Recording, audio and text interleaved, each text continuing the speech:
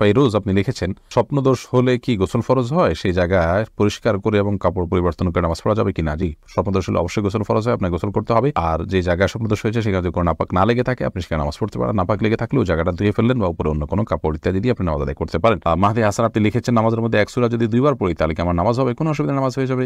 এক সূরা যে একবার বেশি পড়া যাবে না এমন কোনো বাধ্যবাধকতা নেই। আমরা সূরা তারাবির সালাতে যে পড়ি এক রাকাতে তো অনেক সূরাও পড়ি, তাই না? অসুবিধা নেই। সিরাজুল ইসলাম এর আপনি লিখেছেন, বাচ্চা হওয়ার আগেই তার নাম ঠিক করে রাখা যাবে কিনা? যাবে, কোনো অসুবিধা নেই। বাচ্চা হওয়ার আগে থেকে ছেলে হোক মেয়ে হোক, ছেলে হওয়ার সময় হবে সেই হিসাবে ছেলের নাম, অথবা ছেলে মেয়ে দুইটা রেখে দিলেন, আগে থেকে ঠিক করে রাখলেন, কোনো অসুবিধা নেই। মাহদি ইসলাম আপনি লিখেছেন, অমুসলিমের হাতে রান্না করা খাবার খাওয়া যাবে কিনা এবং তাদের বাড়িতে বেড়ানো যাবে কিনা?